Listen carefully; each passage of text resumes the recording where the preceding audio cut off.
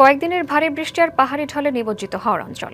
সৃষ্ট বন্যা পরিস্থিতির কারণে হাওর এলাকায় পাকা ধানের আশা একরকম ছেড়েই দিয়েছেন কৃষকরা। গতকালের মতো আজও সূর্যের দেখা মেলেনি কিশোরগঞ্জে। রাত থেকে টানা বৃষ্টির ফলে ধনু, বৌলাই, মগরা ও কালনী নদীর পানি দ্রুত বাড়ছে।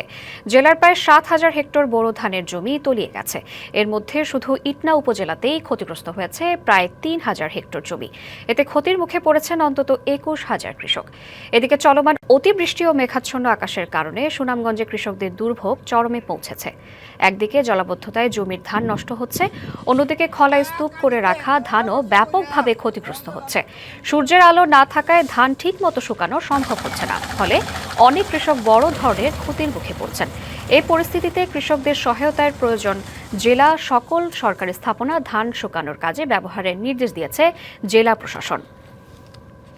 সুনামগঞ্জের সবশেষ অবস্থা জানাতে এবং আমাদের সঙ্গে কিশোরগঞ্জ থেকে যুক্ত হচ্ছেন আমাদের সহকর্মীরা। আমরা শুরুতে যাব সুনামগঞ্জে আমাদের সহকর্মী সাইদুর রহমান আসাদের কাছে। আসাদ, কেমন দেখছেন সুনামগঞ্জের পরিস্থিতি জানাবেন। সুনামগঞ্জের পরিস্থিতি আপনি যেমন বলছিলেন তেমনই।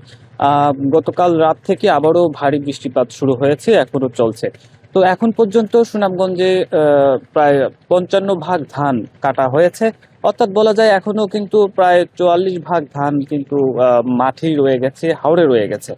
তো কৃষি বিভাগ বলছে এখন পর্যন্ত তাদের যে ক্ষয়ক্ষতির পরিমাণ সেটি পুরোপুরি ক্ষতি হয়েছে ২,০০০ হেক্টর ফসলি জমির, এবং পানিতে নিমজ্জিত হয়েছে প্রায় ১৩,০০০ হেক্টর ফসলি জমি।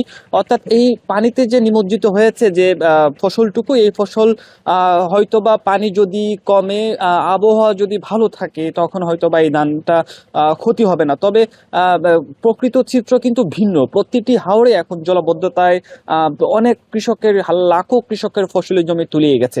এমন এই পরিস্থিতিতে যারা আগে ফসলি জমি কেটেছেন, ধান কেটে খোলাই রেখেছেন, তাদের ধানও কিন্তু অঙ্কুরিত হয়ে ধানের বীজ গজাচ্ছে এবং এতে করে নষ্ট হয়ে যাচ্ছে। এই পরিস্থিতিতে আমরা কৃষি বিভাগ এবং দায়িত্বশীল যারা আছে তাদের কাছে জানতে চেয়েছিলাম এই পরিস্থিতি থেকে করণীয় আসলে কি, কৃষক ধান বাঁচাতে তাদের কি করণীয়। তারা জানিয়েছেন যে কোনোভাবেই আসলে কাটা ধান আসলে বস্তায় ভরে পানিতে ফেলে রাখা যাবে না। তারা বলছেন যে উঁচু জায়গায় ধান মেলে দিতে হবে, এমনকি নিজের ঘরে যদি কোনো খালি জায়গা থাকে সেই খালি জায়গায় ধান মেলে রাখতে হবে, এবং প্রয়োজনীয় যে ফ্যান চালিয়ে দিতে হবে যাতে করে পর্যাপ্ত আলো বাতাসের ব্যবস্থা থাকে।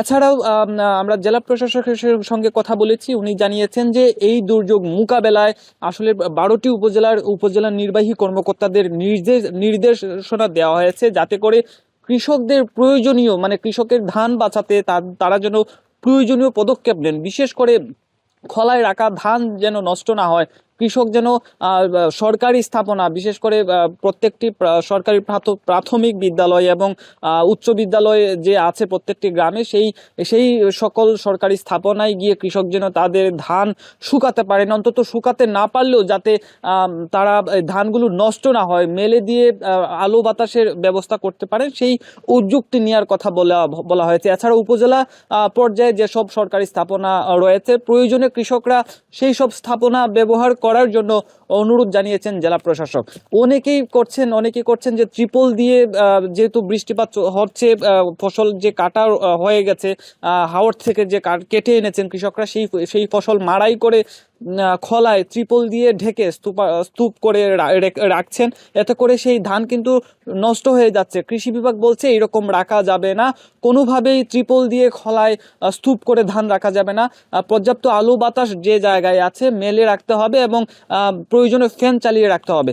তো এখন পর্যন্ত সুনামগঞ্জের যে সুরমা নদীর পানি যদিও বিপদসীমার অনেক নিচ দিয়ে প্রবাহিত হচ্ছে, তবে চলমান বৃষ্টিতে যে ক্ষতির মুখে পড়েছেন সুনামগঞ্জবাসী, সেই ক্ষতি থেকে রক্ষা করতে জেলা প্রশাসক এবং কৃষি অফিস তারা সমন্বিতভাবে উদ্যোগ নিয়েছেন, এবং প্রত্যেক উপজেলা নির্বাহী কর্মকর্তা এবং কৃষি অফিসারের মাধ্যমে কৃষকদের কাছে ধান বাঁচাতে কি করণীয় সেই বার্তাটুকু পৌঁছে দিচ্ছেন। তবে আরেকটি দুঃসংবাদ হচ্ছে, এখন যে চলমান থেমে থেমে যে বৃষ্টিপাত হচ্ছে সারা রাত অথবা সারা দিন, সূর্যের দেখা মিলছে না, সেটা 4 তারিখ পর্যন্ত চলমান থাকবে। তবে 4 তারিখের পরে আরো ভারী বৃষ্টিপাত শুরু হবে। এতে করে সুনামগঞ্জের যে দুর্ভোগ, যে কষ্ট, যে নষ্ট হচ্ছে ফসলি জমি, সেই ক্ষয়ক্ষতির পরিমাণ বাড়বে। শ্রাবন্তী, ধন্যবাদ আপনাকে। কিশোরগঞ্জের সার্বিক পরিস্থিতি জানাতে যুক্ত রয়েছেন আমাদের সহকর্মী রাকিবুল হাসান রোকেল। রোকেল, আজকে কিশোরগঞ্জের নদীগুলোর পরিস্থিতি কেমন দেখছেন জানাবেন। শ্রাবন্তী, আপনি যেমনটা জানতে চেয়েছেন, আমি যদি আপনাকে সর্বশেষ তথ্যটি দিয়ে শুরু করি, কিশোরগঞ্জে কিন্তু এখন পর্যন্ত 55% জমির ধান কাটা হয়েছে। মোট আবাদের যে 55% ধান কাটা হয়েছে, আর বাকি 45% কিন্তু এখন পর্যন্ত মাঠে রয়ে গিয়েছে। এই জেলায় যে পরিমাণ বোরো ধানের আবাদ হয় তার বড় একটা অংশ কিন্তু হাওর অঞ্চল থেকে আবাদ হয়। শ্রাবন্তী, আপনি যদি আপনাকে জানাই যে কৃষি বিভাগের সাথে আমি কথা বলেছিলাম, কৃষি বিভাগ যেমনটা জানিয়েছে এখন পর্যন্ত জেলায় প্রায় 21,000 ক্ষতিগ্রস্ত কৃষকের তালিকা তারা হাতে পেয়েছে। এর মধ্যে মোট ক্ষতির পরিমাণ কিন্তু 160 কোটি টাকা বলে কৃষি বিভাগ জানিয়েছে। তবে এই পরিমাণটা আরও বাড়তে পারে। যেমন আপনি যদি আমার ঠিক পিছনেই যে আসলে যে আবহাওয়ার অবস্থাটা যদি দেখেন, যে আসলে এখন কিন্তু মেঘাচ্ছন্ন, অর্থাৎ গতকাল রাত থেকে যে ভারী বৃষ্টি হচ্ছে এবং ভারী বৃষ্টির কারণে কিন্তু এখন পর্যন্ত সূর্যের দেখা নেই, এবং সূর্যের দেখা না মেলায় কিন্তু হাওর পাড়ের যে জনসাধারণ বা কৃষকরা রয়েছেন তারা কিন্তু তাদের একটি ধানও কিন্তু শুকাতে দিতে পারেন নাই। ফলে তাদের ধানগুলো কিন্তু খলায় থেকে নষ্ট হয়ে যাচ্ছে, এবং খলাতেও কিন্তু পানি জমে থাকায় আসলে তারা এই রৌদ্র যদি উঠেও তারপরে কিন্তু 3 থেকে 4 দিন লাগে আসলে শুকাতে। পানি উন্নয়ন বোর্ডের সাথে আমি কথা বলেছিলাম, তারা আমাকে জানিয়েছে কিশোরগঞ্জের বিভিন্ন নদ নদীতে কিন্তু ইতিমধ্যে পানি বৃদ্ধি পেয়েছে। তবে তারা বলছেন এখন পর্যন্ত বন্যার তেমন কোনো শঙ্কা নেই। তবে আসলে স্থানীয় কৃষকরা বলছেন যেভাবে পানি প্রতিনিয়ত বেড়েই চলেছে, সেটি যদি অব্যাহত থাকে তবে বন্যার আশঙ্কা কিন্তু রয়ে গিয়েছে। এছাড়াও যদি আমি আপনাকে আরেকটা ভোগান্তির কথা জানাই, আজ আমাদের সহকর্মী সুনামগঞ্জের সহকর্মী যেমনটা জানাচ্ছিলেন যে আসলে ভোগান্তির চিত্র কিন্তু সুনামগঞ্জের নেত্রকোনায় যেমনটি আপনারা দেখে থাকেন, বা কিশোরগঞ্জে কিন্তু তার ব্যতিক্রম নয়, কারণ একই হাওর অঞ্চলের সুনামগঞ্জ এবং হবিগঞ্জের বা নেত্রকোনার প্রভাবটা কিন্তু এদিকেও পড়ে। এই জেলায় কিন্তু চলতি বুড়ো মৌসুমে 1,68,000 হেক্টর জমিতে বোরো ধানের আবাদ হয়েছে। তার মধ্যে শুধু হাওরে 1,04,000 হেক্টর জমিতে কিন্তু বোরো ধানের আবাদ হয়েছে।